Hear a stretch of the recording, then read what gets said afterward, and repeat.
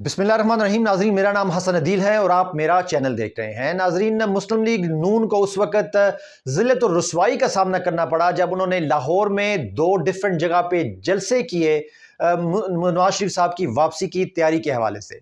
उन दोनों जलसों में शदीद रुसवाई के बाद शहबाज शरीफ साहब को भी लाहौर की सड़कों पर रुसवाई का सामना करना पड़ा। अवाम ने उन्हें धर लिया और सख्त सवालात उनके सामने रख दिए और अब यही हाल उनका पूरे पाकिस्तान में हो रहा है। इसकी तफसीलात से आपको आगाह करेंगे और उसके बाद बात होगी कि क्या पाकिस्तान तहरीक इंसाफ लाहौर में जलसा कर पाएगी या नहीं। ये दो अहम डेवलपमेंट्स हैं, इनके बारे में डिटेल से बात होगी, मगर उससे पहले मैं अपने नए आने वाले नाज़रीन से कहना चाहूँगा कि अगर वो मुनासिब समझें तो इस चैनल को ज़रूर सब्सक्राइब करें, ये वीडियो पसंद आए तो उसे लाइक भी करें और हमें अपनी राय से तो ज़रूर ही आगाह करें।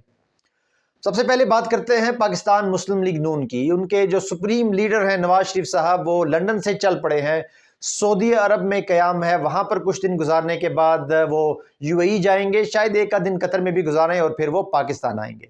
सऊदी अरब में उनकी किसी भी अहम लीडर से अभी तक मुलाकात नहीं हो पाई और अभी तक कोई ऐसी इंडिकेशन भी नहीं है कि एमबीएस उनसे मिलने का कोई इरादा रखते हैं। उसके बाद यूएई में भी 2-3 गुजारेंगे, वहाँ पर भी देखते हैं कि वहाँ पर वो अहम लीडरान से मुलाकात करके जो वो तासर क्रिएट करना चाहते हैं कि पूरा मिडल ईस्ट नवाज शरीफ साहब के साथ है और वो इन पर पूरा एतमाद रखते हैं और जब ये हुकूमत में नवाज शरीफ साहब आएंगे तो इनकी पूरी सपोर्ट करेंगे। अभी तक वो ऐसा नैरेटिव बिल्ड करने में नाकाम रहे हैं। ये नैरेटिव एक नाकामी है, इसके अलावा तो उनको कई नैरेटिव्स में नाकामी का सामना अभी तक हो चुका है, इसलिए मुस्लिम लीग नून अभी तक किसी एक बयानिए पर फिक्सेट नहीं कर सकी। पहले एंटी स्टैब्लिशमेंट था, वो उनको लेने के देने पड़ गए। एंटी स्टैब्लिशमेंट नैरेटिव के बाद वो माफिया मांगते हुए नजर आए हैं। अभी तक आज तक सबका रवैया यही है कि वो माफिया मांग रहे हैं। उसके बाद उन्होंने अपने पुरानी खिदमात को अवाम के सामने रखा, वो भी अवाम ने रिजेक्ट कर दिया क्योंकि अवाम ने 16 मंथ का पीडीएम का उनका दौर याद है। अब वो 9 मई के पीछे चल गए हैं कि 9 मई वालों को सजा दी जाए। तो बार बार उनका बदलता हुआ बयानिया और अब मिडल ईस्ट का दौरा, देखते हैं कि उनको आने वाले दिनों में कामयाबी होती है या नहीं। जहाँ तक पाकिस्तान की बात है, उनके नवाज शरीफ साहब की आमद के लिए 2 जलसे किए गए। पहले मरीम नवाज ने शादरा में जलसा किया जो कि कॉर्नर मीटिंग तक महदूद हो गया। 670 तकरीबन लोग वहाँ पर थे।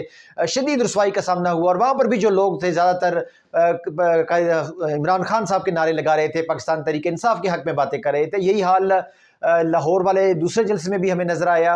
वहाँ पर कई सहाफ़ी मौजूद थे जो पिंडाल में आए हुए लोगों से जब उन्होंने गुफ्तगू की, ज़्यादातर लोग वो भी कह रहे थे कि हम बिरयानी तो यहाँ पर खाएंगे और वोट इमरान खान को ही देंगे। उसके बाद जो बाकी 5 जलसे थे वो कैंसिल कर दिए गए क्योंकि उनको लगा कि लाहौर में जलसों में बार बार नाकामी से मोमेंटम उल्टा ख़राब हो रहा है और पाकिस्तान मुस्लिम लीग नून मज़ीद एक्सपोज हो रही है। तो अब बाकी लीडरान ने अपने अपने हलकों में ये कोशिश शुरू की कि वो नवाज शरीफ की आमद के लिए मोमेंटम बिल्ड कर सकें। इस सिलसिले में ख्वाजा साद रफीक साहब हमें काफ़ी एक्टिव नजर आए। वो जेलम आए, जेलम में तो पाकिस्तान मुस्लिम लीग नून कई धड़ों में तकसीम है, अवाम का बिल्कुल साथ नहीं है और जो कुछ लोग ऊपर रह गए हैं वो आपस में लड़ रहे हैं और कोई हमें वहाँ पर इत्तेहाद नज़र नहीं आता। एक दूसरे की टांगें खींचते हुए वो दिखाई दे रहे हैं। पिछले इलेक्शन में भी ऐसा ही हुआ कि मुस्लिम लीग का एक धड़ा आज़ाद खड़ा हो गया जिससे मुस्लिम लीग नून को नाकामी का सामना करना पड़ा।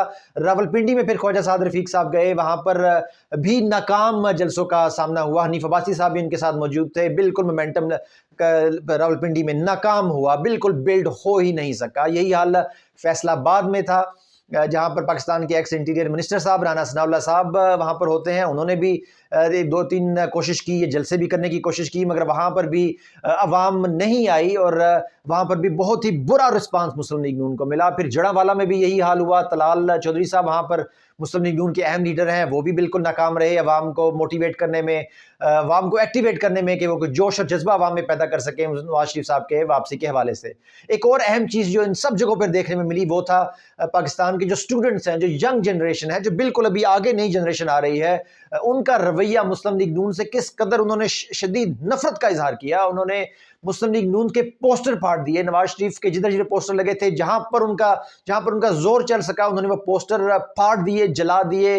कई पोस्टर्स पर जूते मारते हुए दिखाई दिए। सोशल मीडिया पर ये सब वीडियोस वायरल हैं और आम नजर आती हैं। 1-2 जगह पर तो पुलिस ने ऑपरेशन किया और स्टूडेंट्स को मार भगाया, मगर ओवरऑल आप पाकिस्तान का मूड समझ सकते हैं, पाकिस्तान की अवाम का, पाकिस्तान के यंगस्टर्स था कि वो नवाज शरीफ और मुस्लिम लीग नून का नाम लेने को तैयार नहीं और उनके दिलों से इमरान खान को निकालना नामुमकिन हो गया है।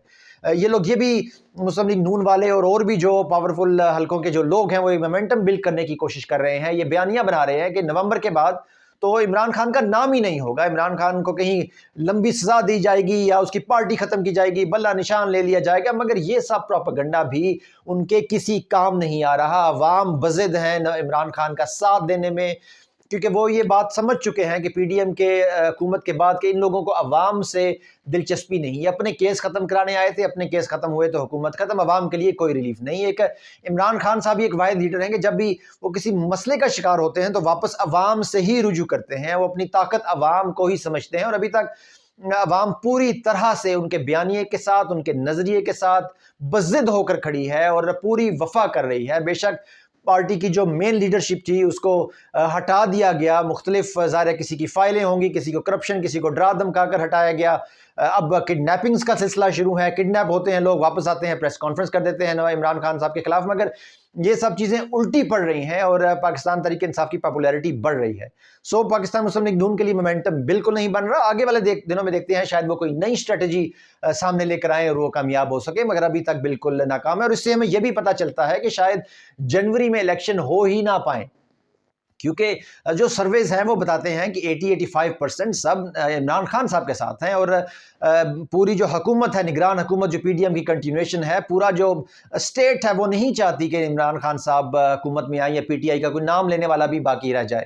تو ابھی تک ان کی تمام ہتھ کنڈے, تمام اسٹریٹجیز ناکام ہو رہی ہیں. تو اس وجہ سے, صرف اس ایک وجہ سے شاید جنوری میں الیکشن نہ ہو پائے اور اس کو مکمل طور پر آگے ایک ڈیلے کر دیا جائے اس وقت تک کے لیے, جب تک وہ پورا, جیسے نواز شریف صاحب پوری گارنٹیز لے کر آ رہے ہیں, ڈیل کر آ رہے ہیں. مسلم لیگ نون کا یہ کہنا تھا کہ جب تک رسک فری معاملات نہیں ہو جاتے وہ پاکستان واپس نہیں آئیں گے. تو اب بھی کیا پتہ اگلی اسٹریٹجی یہ ہو کہ جب تک الیکشن جتنا رسک فری نہیں ہو جاتا تب تک الیکشن ہی نہ کروائے جائے. بہت ممکن ہے یہ چیز, کیونکہ پاکستان میں قانون اور آئین نام کی تو چیز ہے نہیں. آئین تو کہتا ہے 90 دن میں الیکشن کروائیں, وہ تو پنجاب اور کے پی کے میں آپ دیکھا کہ اس کی قانون کی دھجیاں اڑا دی گئیں.